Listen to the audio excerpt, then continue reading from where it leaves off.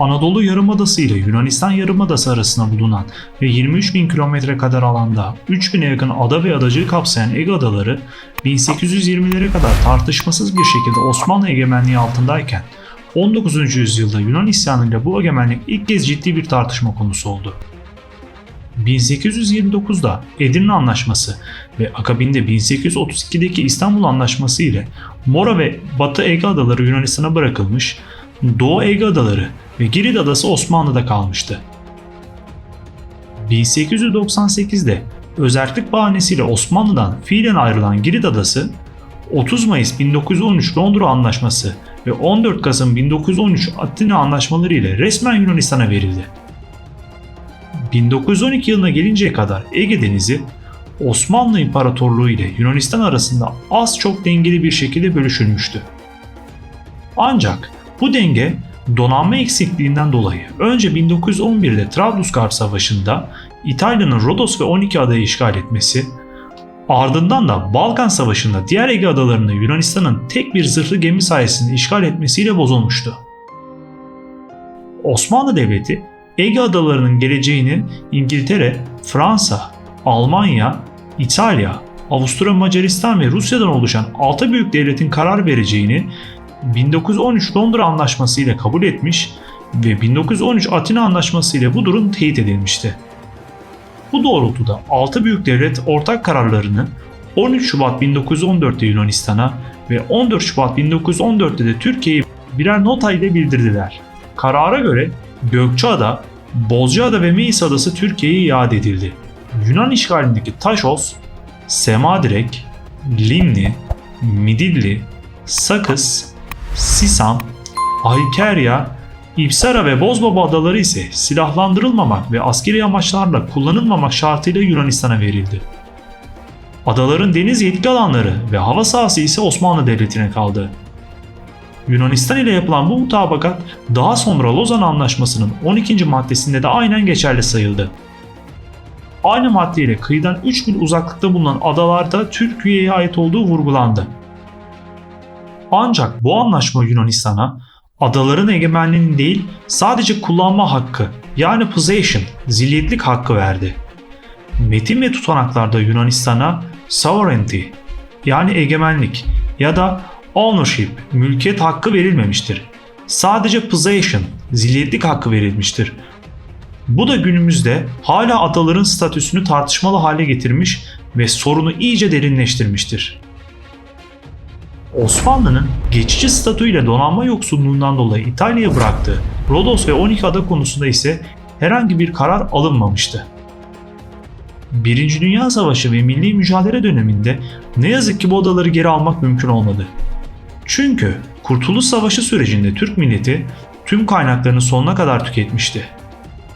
Ayrıca bu adaları ne geri alabilecek ne de alsak bile elimize tutabilecek bir donanmamız vardı. Kaldı ki ahalisi ağırlıklı olarak Rum olan bu bölgelerde böyle bir harekete girişmek sonuna kadar haklı olduğumuz Kurtuluş Savaşı davamızda bizi uluslararası kamuoyunda haksız duruma sokabilecek ve Kurtuluş Savaşı zaferine gölge düşürebilecekti. Nitekim 24 Temmuz 1923 tarihinde imzalanan Lozan Anlaşması ile Rodos ve 12 ada ile Meis Adası İtalya'ya, Gökçeada ve Bozcaada dışındaki Ege adaları da askerden arındırılmak şartıyla Yunanistan'a bırakıldı. Türkiye'nin diplomatik manevraları doğrultusunda 1936'da imzalanan Montreux Boğazlar Sözleşmesi ile Boğazlar Türkiye'nin denetimine bırakıldı ve bu çerçevede Türkiye, Gökçeada ve Bozcaada'yı da kapsayan Boğazönü adalarında yeniden askerileştirme yetkisini geri almış oldu.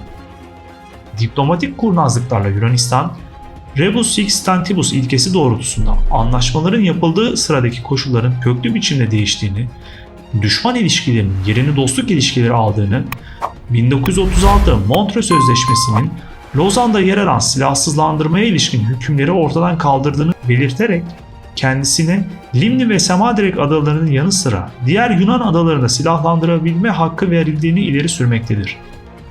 Ancak Boğazların askerleştirmesine olanak sağlayan Montreux Sözleşmesi ile değişen koşullar, sadece Türk boğazlarının Lozan Boğazlar Sözleşmesi ile 4 büyük devletin güvencesi altına koyulmuş olmasına bağlı koşulların değişikliğinden kaynaklıdır. Buna karşılık Boğazönü adalarından olan Limni ve Semaderek ile diğer Yunan adalarında bu türden herhangi bir güvence ve ona ilişkin koşulların değişikliğinden söz etmek hayatın olağan akışına aykırı olduğu gibi anlaşma metninde de Limni ve Semaderek adalarının askerden arındırma hükümlerine son verildiğine yönelik bir ibare bulunmamaktadır. Ayrıca düşman ilişkilerinin yerini dostluk ilişkilerin alması, birinin ötekine karşı silahlanmasını gerektirecek mantıksal dayanaktan da yoksundur. İkinci Dünya Savaşı yıllarında Ege Adaları bir kez daha önemli mücadelelere sahne oldu. Savaş sürecinde Almanya, Yunanistan'a bağlı Ege Adalarını işgal etti. Hatta Almanya, savaşa Türkiye'yi de dahil etmek maksadı ile İtalya'nın elinde bulunan bütün adaların Türkiye'ye verilmesini önerdi. Anlaşılan, nasıl ki bir zamanlar Osmanlı İmparatorluğu İtalyanları emanetçi olarak kullanmaya çalıştıysa, şimdi de Almanlar Türkiye'yi emanetçi yapmaya çalışıyordu. İtalya baskı altında olduğu için bazı şartlarla buna razı olduğunu açıklasa da bu sefer Türkiye müttefik devletler ile daha sonrasında sıkıntı yaşamamak adına şartlı olarak adaları alamayacağını bildirdi. Daha sonrasında Türkiye, 2. Dünya Savaşı'nda Almanya ile müttefikler arasında kalmamak için tamamen geri çekildi. Savaşın son yıllarında Almanya bu sefer kendi işgal ettiği adaları Türkiye'ye bırakmak istediyse de Türkiye, 1. Dünya Savaşı'ndaki hataları tekrarlamamak adına bu teklife de sıcak bakmadı. Türkiye'nin bu politikasının ne kadar isabetli olduğu savaş sonunda ortaya çıkacaktı. Nitekim eğer Türkiye Almanlardan veya İtalyanlardan bu adaları geri alsaydı, savaş sonucunda mağlup olan taraftan sayılacağından Sovyetler ve diğer müttefik kuvvetlerin saldırısına maruz kalacağı ve 1. Dünya Savaşı'ndaki acıları yeniden yaşayabileceği kuvvetle muhtemeldi. Savaş sonunda 1947 yılında yapılan ancak Türkiye'nin taraf olmadığı Paris Anlaşması ile 12 adalar silahsızlandırılmak şartıyla İtalya'dan alınıp Yunanistan'a devredilmiştir. Aynı anlaşma ile adaların askerden arındırılmış statülerin devam edeceği de hükme bağlanmıştı. Türkiye'nin Paris'te yapılan görüşmelere çağrılmasına rağmen İsmet İnönü hükümetinin 2. Dünya Savaşı dışına kalmış olduğumuzdan dolayı savaşın ganimetlerinden pay alma hakkımız yoktur diyerek konferansa katılmama yönünde bir karar aldığı iddia edilse de Türkiye'nin konferansa davet edildiğine dair somut bir belge henüz ortada yoktur. Olsaydı bile ailesi ezici biçimde Yunan olan bu adaların Türkiye'ye verilmesi ihtimali sıfıra yakındı. Nitekim bu adaların Türkiye'ye ait olduğu tezleri her defasında büyük devletler tarafından suskunlukla karşılanmıştı. Yani Türkiye konferansa katılsaydı bile uluslararası anlamda desteklenme ihtimali yoktu.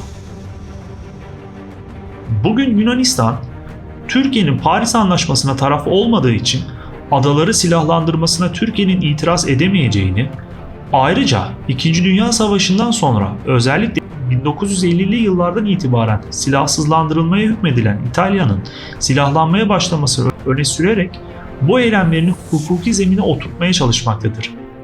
Türkiye ise her ne kadar taraf olmasa da Paris Anlaşması'nın bir objektif statü yarattığını, bu nedenle de kendisini de ilgilendirdiğini, İtalya'nın askerden arındırılma nedeninin 2. Dünya Savaşı'nda yaptığı eylemlerden dolayı cezalandırılmasına yönelik bir politikanın ürünü olduğunu, İtalya'nın askeri düzeydeki silahlanmasını kabul edilebilirlik seviyesinde olmakla birlikte 12 ada ve diğer Ege adalarının Türkiye'ye yakın coğrafi konumu sebebiyle bu statülerinin değiştirilmesinin birinci dereceden güvenlik meselesi olduğundan kabul edilebilir bir yanı olmadığını belirtmektedir.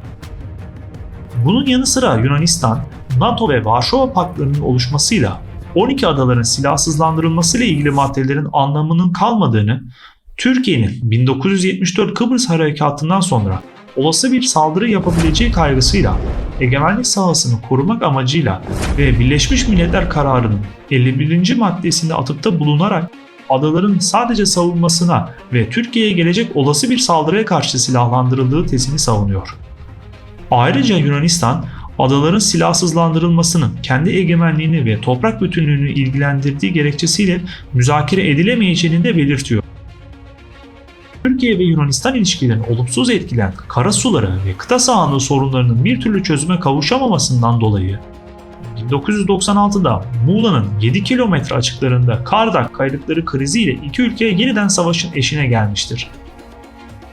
Ancak Türkiye ve Yunanistan ilişkileri olumsuz etkilen karasuları, kıta sahanlığı ve hava sahası gibi sorunların nihai çözüme kavuşmamış olması, Türkiye'nin uluslararası anlaşmalardan doğan yükümlülüklerini koruma arzusu, diğer yandan da adaların Yunanistan tarafından silahlandırılması, egemenliği tartışmalı ada, adacık, kayalık gibi sorunlardan dolayı bu mesele günümüzde de hala devam etmektedir.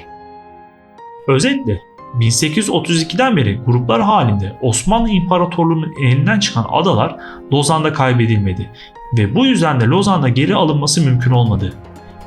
Dolayısıyla Lozan'ın güncellemesi halinde veya uluslararası anlaşmaların dayandırıldığı maddeler ile bu adaların geri alınması günümüzde ne yazık ki mümkün görünmüyor. Gerçekçi olmak gerekirse adaları bugün geri almak içinse geriye tek seçenek kalıyor: Türkiye ve Yunanistan'ın fiili olarak savaşması ve Türkiye'nin bu savaşı kazanması. Ardından da bu durumun uluslararası toplum tarafından kabul edilip hukukileştirilmesi. Peki sizce bu durum mümkün müdür?